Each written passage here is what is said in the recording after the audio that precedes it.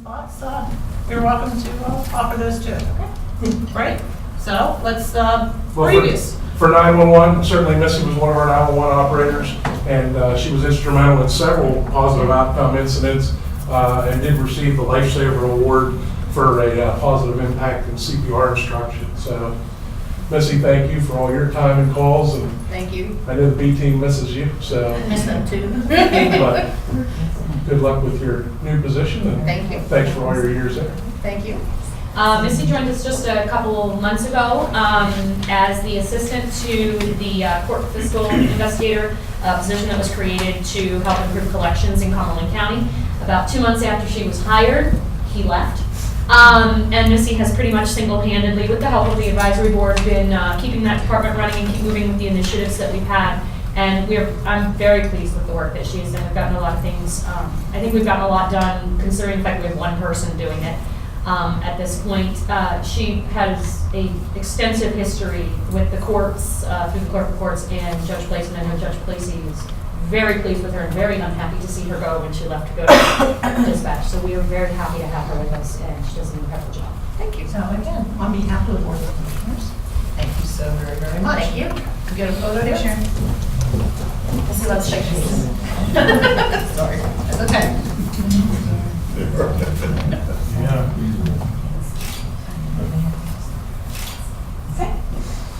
Thank you very much. And I would like to now please call on Commissioner Foster and myself for another employee recognition. Again, for 20 years of service for Jennifer Crum.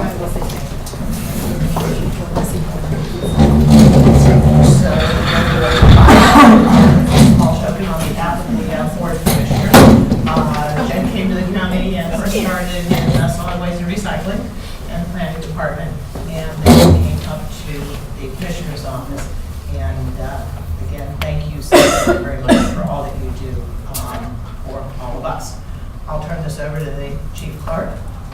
When I arrived here in August of 2013 and saw Jennifer sitting at one of the cubicles in the commissioner's office, I immediately launched an investigation into child labor law. Sometimes I have to do a double take and make sure that Jennifer really is old enough to vote and to drive. Jennifer has proven to be a rock. We apologize for keeping everybody else in the county busy, but Jennifer actually enables that behavior by doing an excellent job of not only coordinating lots and lots of schedules and lots of projects, but also taking on Right to Know, which, if you're all familiar with that, has also expanded greatly in the last year or so. Jennifer's done a great job. We look forward to many more years, and she's clearly an exemplary employee.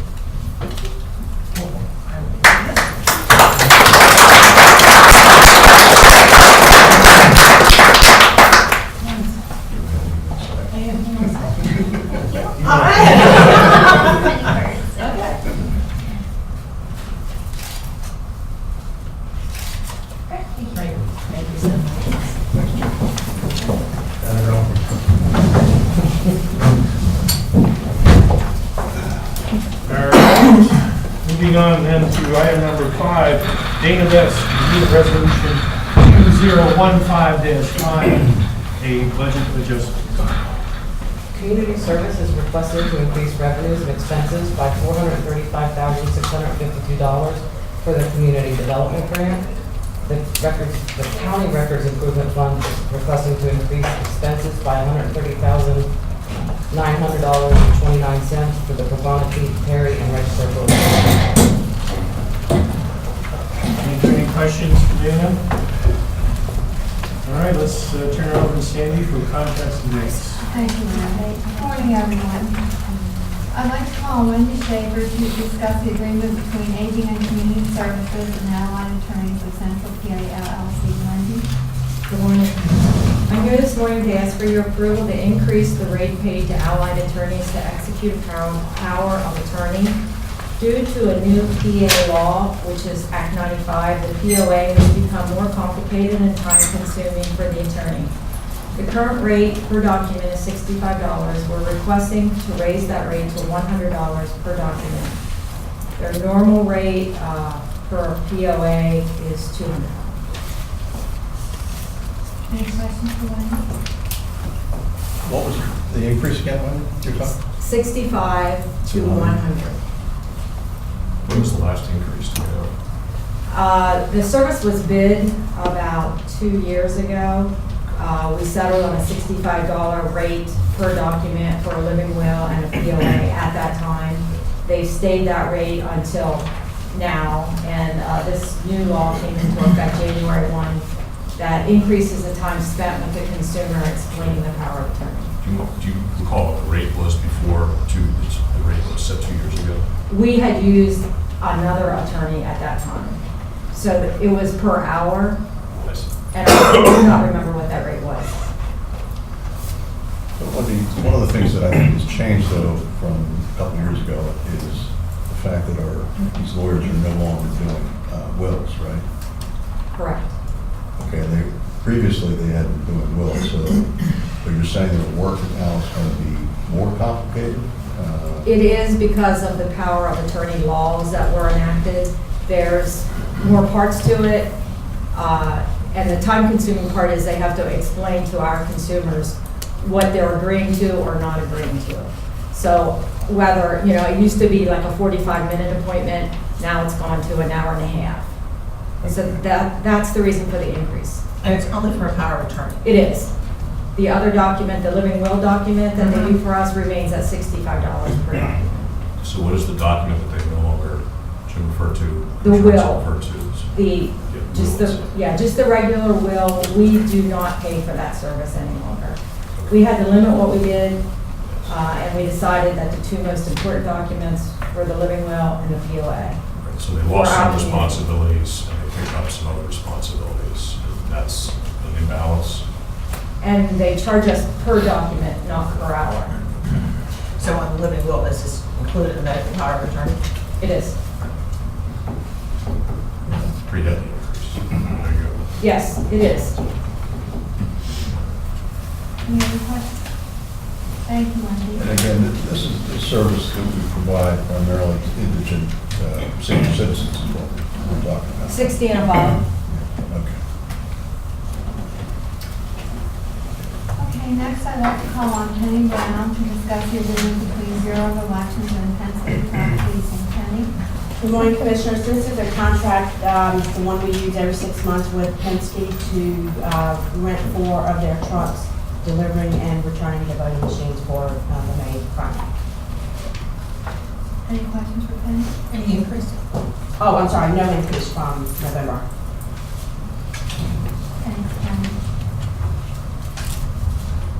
I'd like to call on Lisa Ryder to discuss the agreements between Children and Youth Services and Appalachian Youth Services, Inc., George Junior Republic, Inc., PA, George Junior Republic, Inc., PA, addendum, and the preventative aftercare.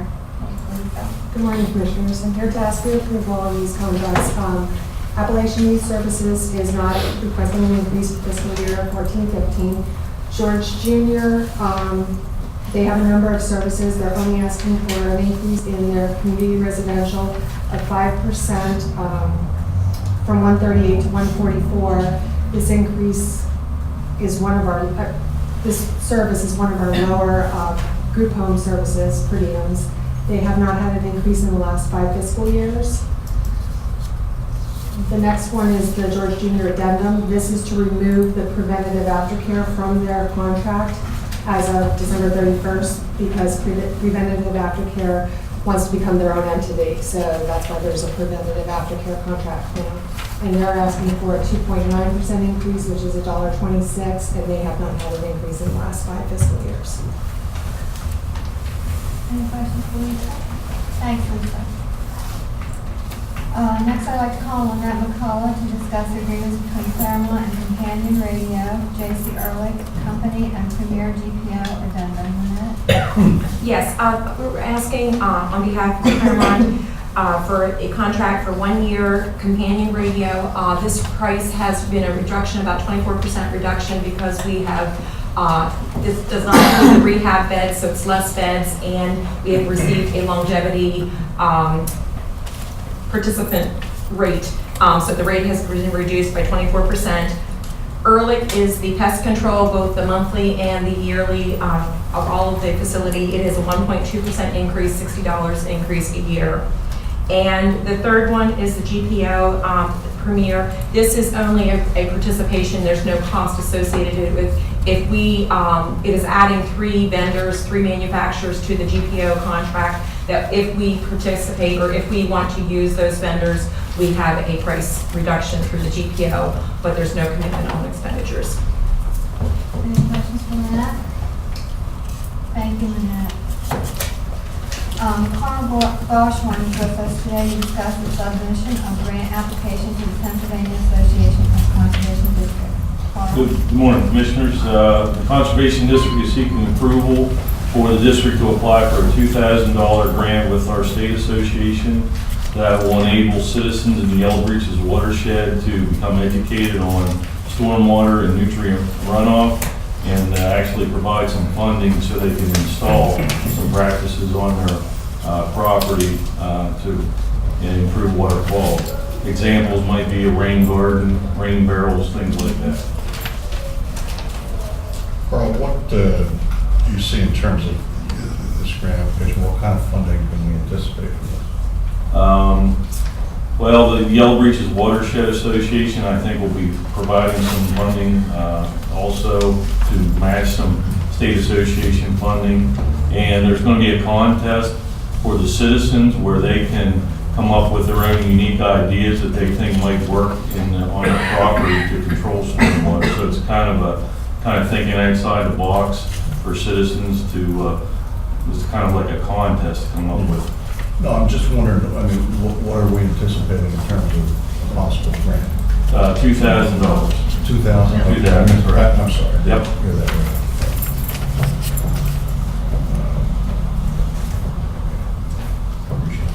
You know, it is a small drop in the bucket in terms of what, you know, undoubtedly is going to be required of our municipalities to meet these unfunded mandates from DEP and EPA. Correct. So I'll just make that little editorial comment. I mean, it's nice that we're going to get $2,000, but it's a long way. Mechanicsburg Borough is looking at $4 million in, you know, upgrades to deal with MSW requirements. A lot of our municipalities are going to be facing a lot of costs.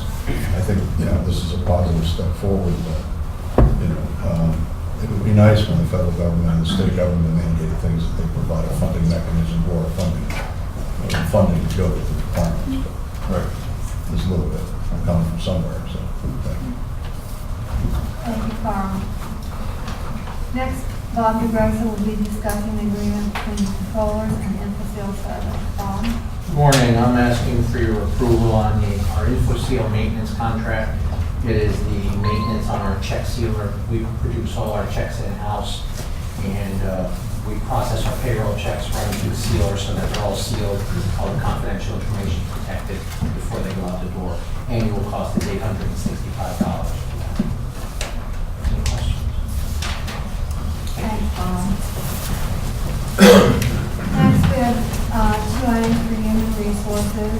The first one, I'll call on Metro Pat to discuss the DCED grant application. I'm not mad. Oh, Yeah, no, that's fine, we didn't, we'll have some Gina. The first thing we're requesting approval for is to apply for a DCED grant to help with our funding for the pay for performance trainings that we have upcoming. We're looking to actually reduce costs overall by doing some train-the-trainer workshops so that the HR staff can do the majority of the classes.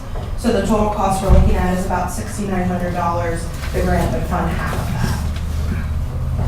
Any questions? And for those who may or may not know, you are the new HR director. And would you introduce yourself so everyone Sure. knows? I've met some of you, but I'm Liz Bouch. I'm the new HR director, started about, 4 weeks ago, I think? Keep up the good work. Yeah, so if you guys need anything, let me know. Thank you. Okay, is Holly here? Holly will be discussing the agreement between Human Resources and Prevention Health Screenings. This contract with Prevention Health Screenings is for our annual Civilian Healthcare, which is scheduled for April 22nd at the nursing home, April 23rd here at the courthouse. They will be providing abdominal aortic aneurysm screenings to our employees, and there's no increase from last year's contract. And that date is April 22nd? April 22nd at the nursing home, and April 23rd at the courthouse. Thank you, Holly.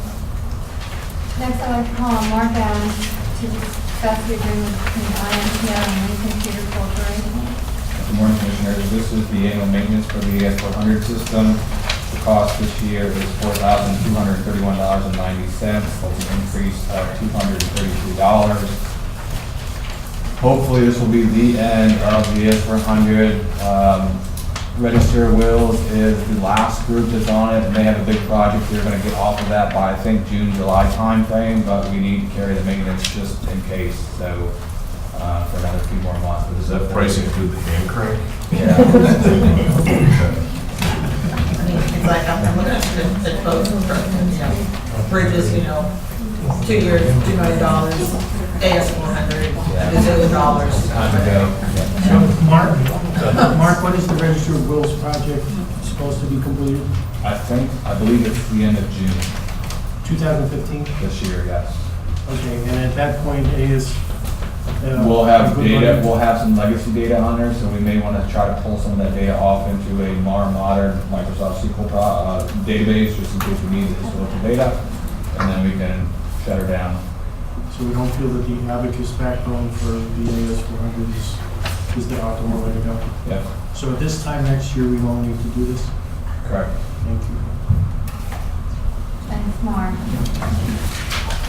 Next, Sue Carwell is here to discuss agreements between MHIDD for fiscal year 2014-15 for intellectual and developmental disabilities and 2 HIPAA business associates agreements for IDD. Sue? Yes, good morning. A number of the contracts listed there are increases to our contract based on authorized services for increased services. We had 2 emergencies in the community where our individuals lost caregivers, so Angels on Call and PA Life Sharing are significant increases. Angels on Call is an $18,475 increase. And PA Life Sharing is a $37,837 increase. The Easter Seals contract is a new contract for sign language services for an intake that we had. And the York Adams County MHIDD program is a renewal contract so that they can pull down their money for our HICU contract. The Addis Healthcare and the Easter Seals under just for the business associate agreements that go along with our contracts. Any questions?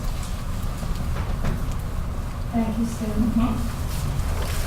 Next, Kirk Stoner is going to be discussing agreements between planning and HRG for Cumberland County Bridge Y15 Preservation Project, Cumberland County 2015 Bridge Maintenance Repairs, and change order number 2 for Enxmill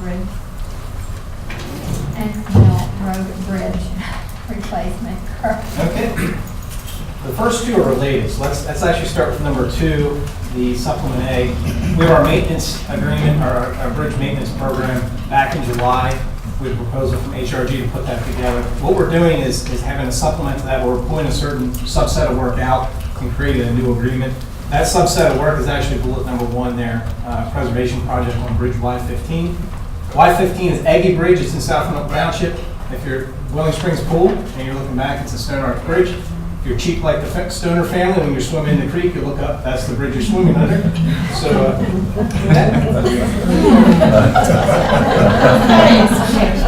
Just went out all over the internet. You'll be a hero tonight. Kids like it. I like it because it's cheap. So, when you look at the supplement A, you'll see that's a $15,000 reduction. That'd be a $320,000 estimated total project cost. When you look at the new project there, the actual preservation project on Bridge Y15, we're estimating that to be about $260,000. So there's a lot of work we need to do with the piers there. They're subjected to what they call scour, so you can see the water comes under. If they undermine the piers too much, then it causes structural problems with the bridge. So it's a big project. This bridge actually was hit in February, the second weekend of February. So I'm working right now with the insurance companies there trying to figure out what sort of damages will be paid for that, so. It was hit by Stoner family swimmers? No. Guys cause damage? No. Right. Not a Stoner family. Okay. Kirk, we've had repeated incidents there over the years, haven't we? Yeah, it's, we've had some overweight vehicles, the hand railing was hit a couple years ago, it's just the life of the county bridge, really. You see these single lane bridges, they're in awkward locations, awkward alignments, and it happens. We were fortunate, the state police had a quick response on that and captured the driver, so we are able to work with the insurance company for damages. Were they daytime or nighttime accidents? That one was nighttime. Okay. So we did put a temporary fix out there, because if you're out there, you can see they put a hole in the parapet, it's pretty big. So we put some guardrail in there to protect it until we get the final repair. Okay, so those are the first two. The last one here is Banks Mill Road Bridge. As you're aware, we opened that in October. This is doing the final additions and deductions to close out the project. This change order is for $2,400 and some additional costs as we did the final tallying on the project. Most of this is due to the pilings. If you recall, when we were putting the pilings for the bridge, we need to go a lot deeper than we initially anticipated. So when you look overall, this change order plus the other one, you're looking at about 1% change order in the whole project. So I think that's very respectable, and I know we're happy with the final product. Good swimming, Kirk. Thank you. Next, I'd like to call on Bob Shiley to discuss the agreement between Public Safety and Eaton Corporation. Bob? I know if you swim under a bridge, you can save money on sunscreen. I like what you think, Bob. At any rate, we're requesting your consideration for renewal of our Eaton Corporation contract. This provides the service and maintenance for our uninterruptible power supply and the flywheels. Basically, all of our commercial power runs through that system to both condition and if there is a power failure or change in power, it will carry the critical systems in most of the building. So that's a pretty key piece of equipment. We did several contract quotes, $15,150 for a year. That's a $285 increase. They do offer a 3-year contract upfront payment, which will save 8%. So if we are recommending the 3-year contract for $41,814 with a savings of $3,636. And Bob, could you just, in like 25 words or less, tell us why uninterruptible power source is so important? Much like when your computer or anything would blink at home, you get the restart and then the computer completely restarts. Obviously, with the computer systems, we have about 8 computers per station in the 911 center. So if you were in a 911 call and the power would blink, or you would have a spike in power that would cause the computer to reboot, then you would lose the call as well as or your dispatch console. So it is imperative that we run that clean power and make sure there's no blinks. The flywheel will run on commercial power and spinning in a vacuum and creates electricity and carries the power of the building until the generators can start. So you get that clean transition without any interruption or any blink. Other questions? Thanks, Bob. Next, I'd like to call on Justin Miller to discuss the submission of recycling reimbursement request to the Pennsylvania Department of Environmental Protection. Justin? Thanks, Sandy. This is really phase 3 of a project, so I'd like to give you a little quick history on the first 2 phases. Phase 1. Wait, hold on. I'm having a flashback. It sounds like your predecessor. Oh, I'm leaving. Actually, I'll give you a little quick history. Do you know I started working at the county? Back when Jen Crum was still in Richmond. That's right. She was 2 years old. Okay, we submitted a recycling grant application actually in May of 2013 with your approval. 1 year later, in May of 2014, we were notified that we were selected to receive an award, and we were offered what's called a grant agreement which I brought to you and we entered into. That was finalized in July of 2014. And that basically said, if you do what you said you're going to do in your application and in this agreement, we will reimburse you up to 90%. We will reimburse you 90% of your costs up to $250,000. So we entered into that agreement. After that, we began the process of looking at what the project, was earmarked for, which was a new machine. I worked with municipalities. We demoed machines. We analyzed long-term operating and owning costs. The group finally selected a machine, and that brings us. That was phase 2. Phase 3 now is, since we have selected the machine and purchased it, you can submit what is called a disbursement request form. So you send your evidence into the state, including your invoice that says, here's what we did, here's what it costs, and please give us our $250,000. The new machine costs $311,436. Our 10% match would be $27,778. We easily met that with the 311. And actually, we went over by $33,658, but we knew that ahead of time.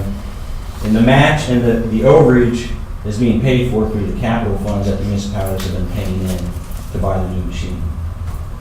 So with that money and the $250,000, that will cover the entire cost. So I need your signature on this disbursement request form too.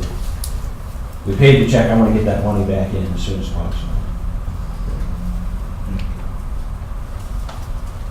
Questions? Since you're here, did you have your event over in Hampton? Yes, unfortunately, training day was the Monday after the snowstorm on the weekend. A very good turnout though.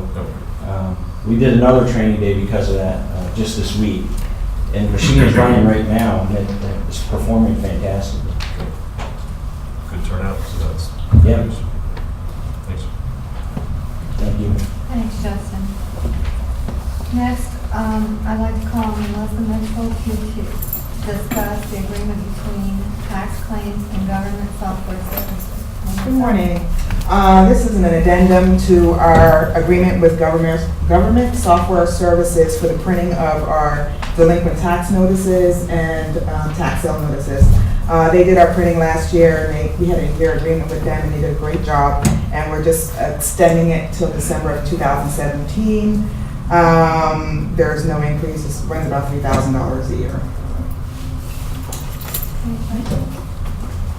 Thanks. That's all I have, Larry. Thank you, Sandy. Moving on to item number 7, call on Kate Molinaro for discussion of the county's 2014 consolidated annual performance evaluation report. Good morning. As you know, the county is required to submit an annual performance report to HUD on the use and accomplishments of its home and CDBG funds for the calendar year. The 2014 Consolidated Annual Performance and Evaluation Report has been on public display for the required 15 days, and so we are requesting that the commissioners adopt and authorize submission of the report no later than March 31st. Any questions or comments for Kate? Thank you. Thank you. Item number 8, Commissioners Liaison Reports, Commissioner Price. Thanks. Ag Extension, before you, from your nominating committee, I have 2 individuals for reappointment in accordance with the bylaws, and 3 individuals that would begin their terms on the board, and I will present those on Monday for the board's consideration. Children and Youth Advisory Board will meet next week. Conservation will host the South Central Regional Meeting of 14 counties this coming Monday, the 16th, beginning at 8. Wednesday the 4th, I attended a program sponsored by Capital Region EDC and the PA Learning Investment Commission regarding the economic impact of early childhood development. Great information in the brochure, morning session with numerous presenters on how important it is with early childhood development that reading by 3rd grade ultimately will impact success down the road. Thursday the 5th, I participated in a regional press conference sponsored by the Capital Region United Way. The panel consisted of the Harrisburg Chamber, the West Shore Chamber, the Foundation for Enhancing Communities, and commissioners from Perry and Dalton County.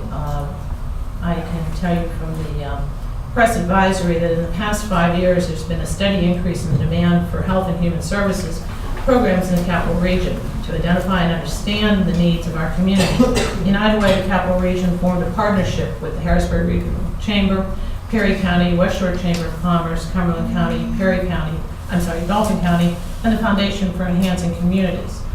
Throughout 2014, this partnership conducted a comprehensive assessment of life in our community, which captured data about trends in health and human services needs, as well as community perceptions about issues facing the Capital Region.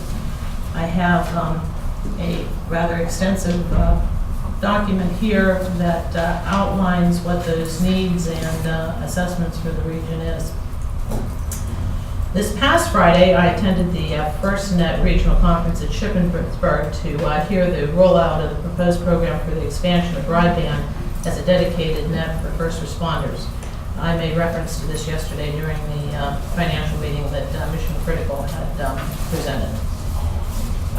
Yesterday, I attended the Tourism Bureau's roundtable presentation on the state of the region's hotel industry. All the information that I'm mentioning here is available online, either through Capital Region, United Way. FirstNet is available online too, as is the results from the Tourism's roundtable. Tomorrow is going to begin the first of a rather lengthy series of budget calls that CCAP is going to sponsor with the proposed budget that the governor has presented.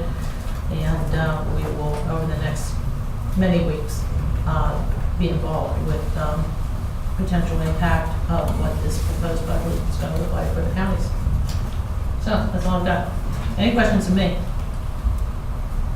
Thank you, Commissioner Cross. Commissioner Herzog. Okay, I'll just follow up a little bit on what Commissioner Cross talked about this morning. I was pleased to see Commissioner Cross across the street here with the Carlisle Chamber of Commerce, and we heard an update from State Representative Steve Bloom and Representative Will Tallman.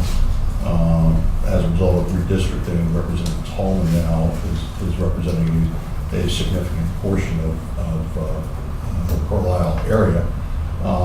And much of the discussion focused on the governor's budget.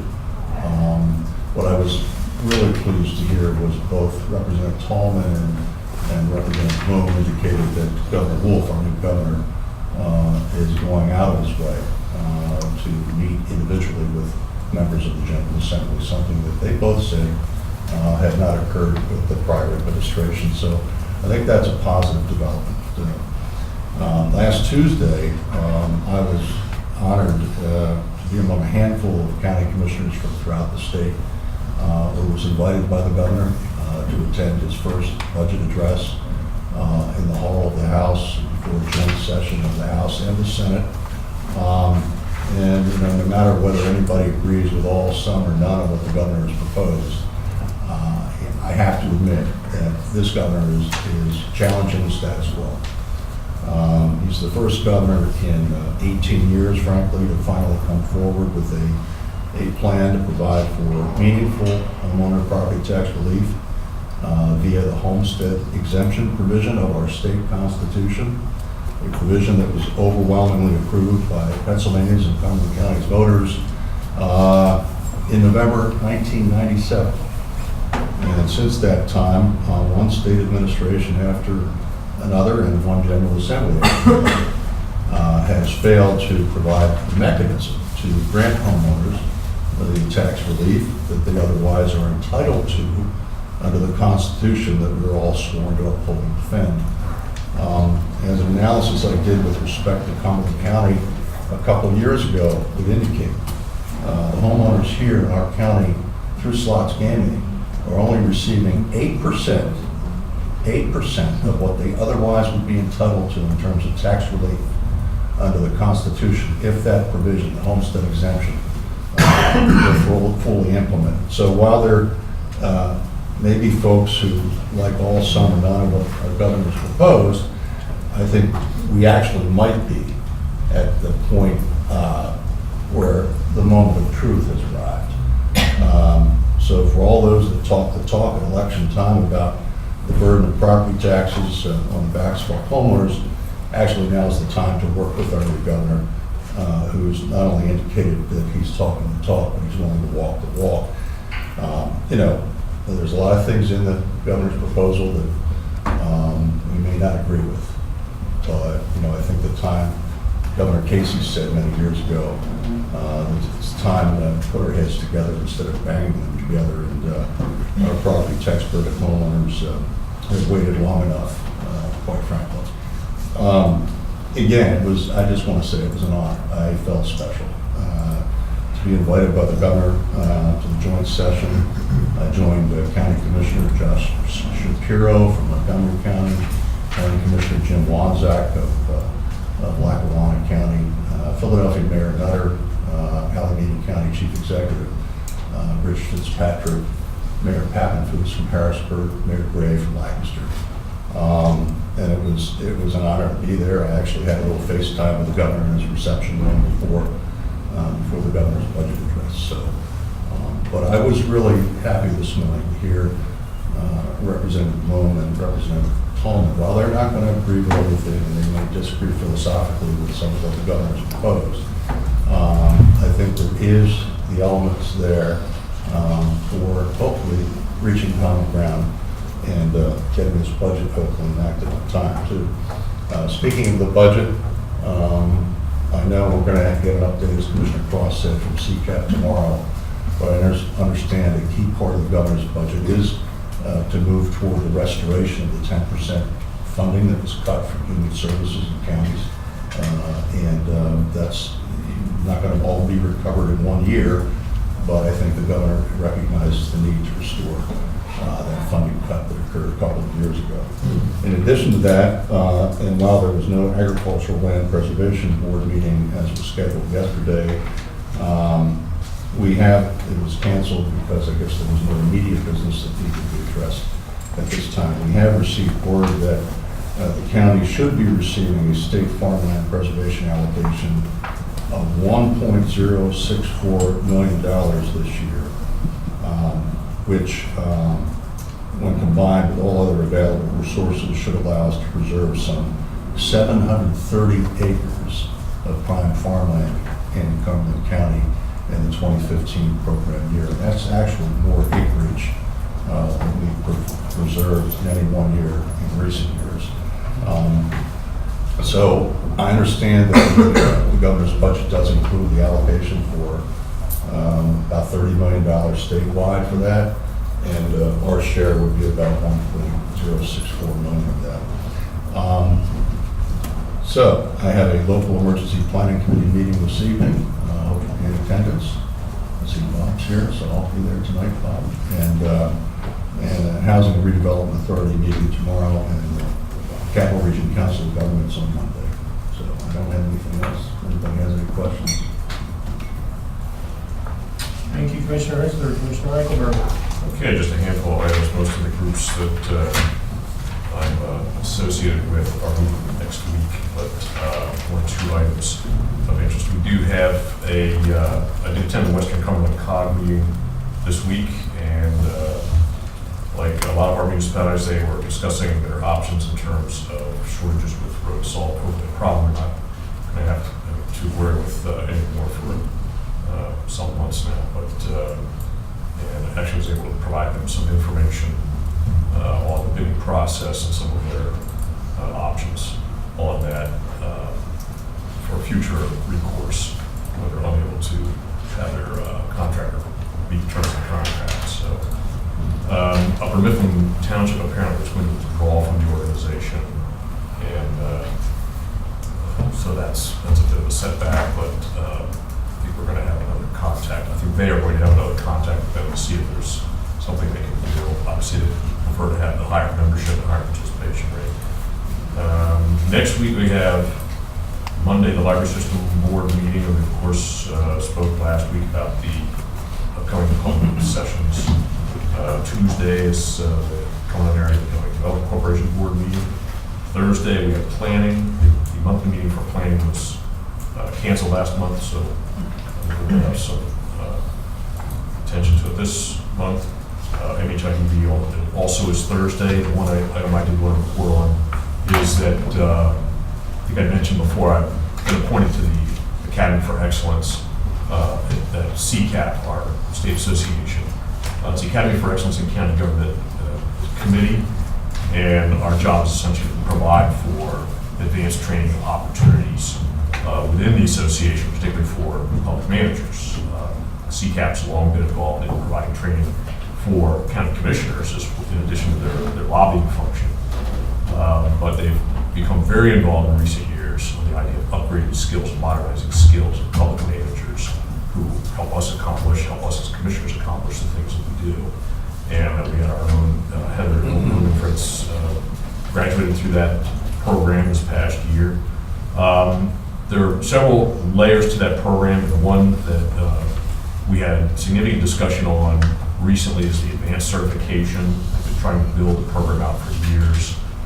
So there has been a recognition of meeting the training needs, advanced training needs of public managers by the association. But we had a conference call rather, in February regarding possible improvements to advanced certification. And the agreement was that we would appoint a subgroup, a task force, I guess, that would conduct a study on the advanced certification needs for counties in Pennsylvania. I've been appointed to that along with 3 other commissioners, 1 chief clerk, and 2 CCAP staff members.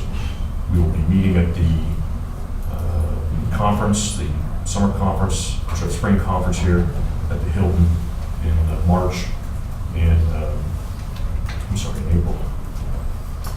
Where's the date on that? I don't have that.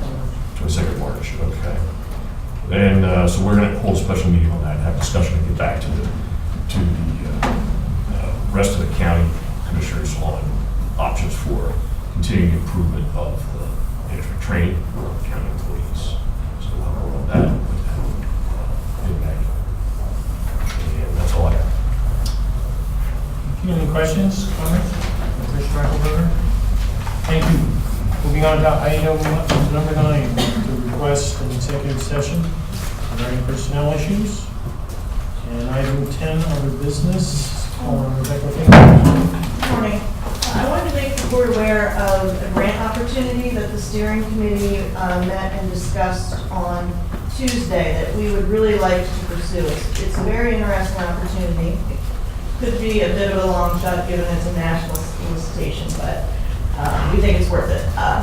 The MacArthur Foundation is a foundation that the steering committee became familiar with over the last year. They've published a lot of studies on pretrial incarceration and the effects on recidivism, bail policy, pretrial services. So when the grant opportunity became available, they're issuing what's called a Safety and Justice Challenge.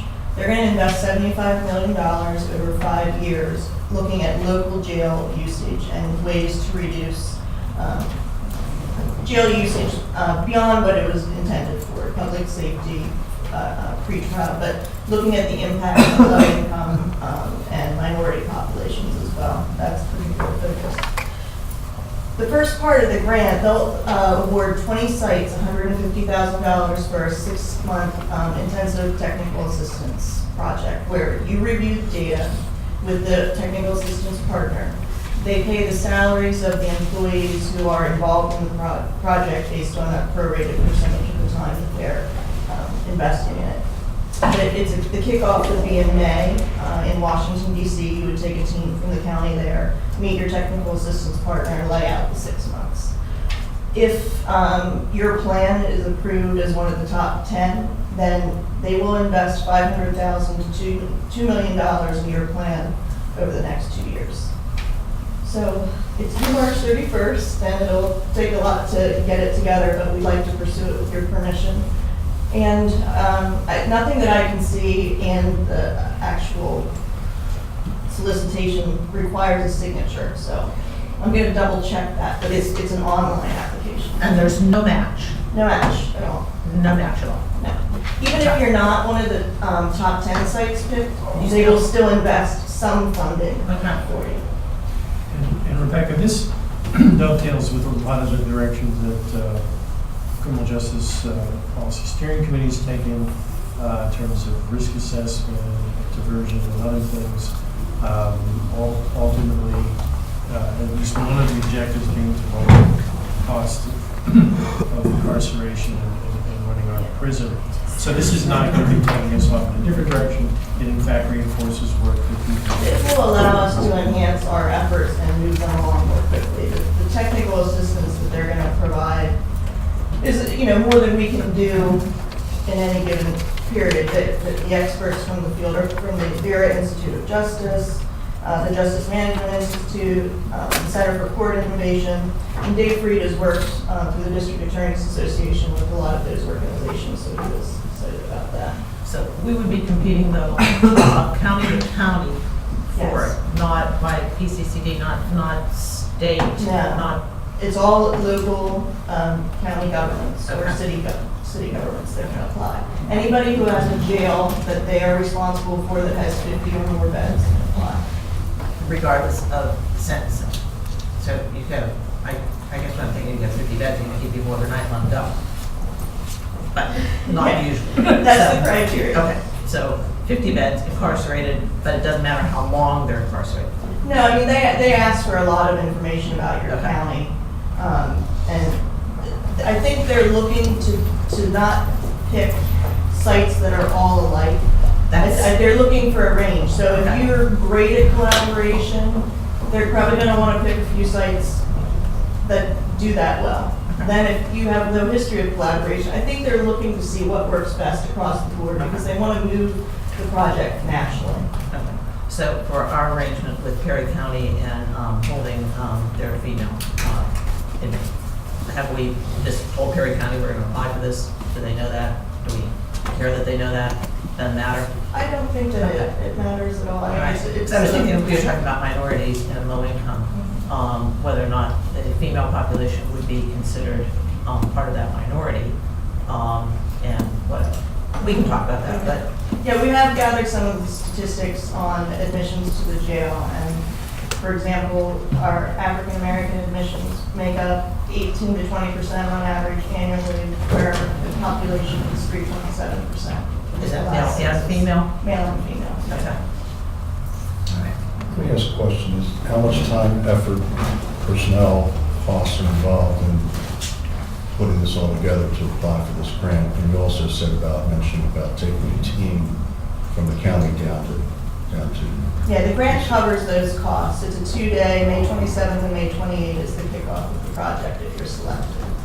I have given the application, obviously we discussed it, but Earl has shared it with his staff so that they can get a sense of what may be required of them, and we're trying to sort of figure out the investment that each particular piece of the team would have to make. Okay, so we don't go to Washington to make a pitch No, for no. a grant? If you're selected, If you're you go to selected to Washington to receive the start the grant, okay. project. All right. It's an online application. Yes.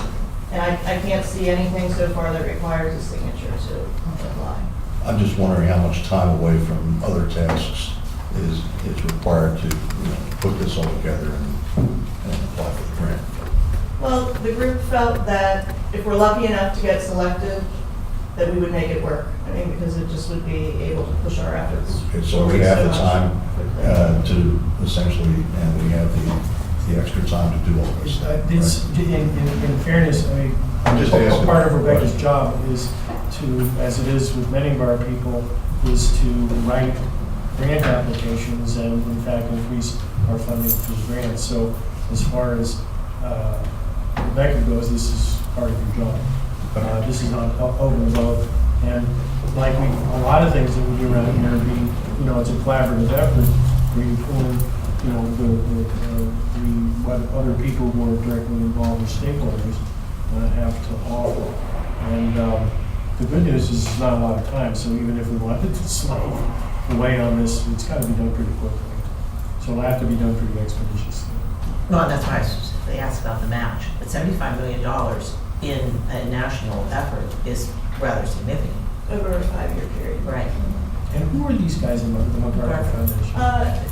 John and Ann MacArthur, I think, is a married, very wealthy couple who have invested most of their gains into social research. And this has become sort of a particular passion that the foundation has. They didn't make all their money from running for-profit prisons. Okay, so I mean, in answer to my question, essentially, is this will not take away from anything else we're doing right now? No, this will enhance what we're already doing. If we're Because doing it. we would be doing this alone Right. if we would not get the grant. Just asking questions. Happy to answer them. Okay. Thank you. Any other business? All right, hearing none, thank you very much. We are adjourned.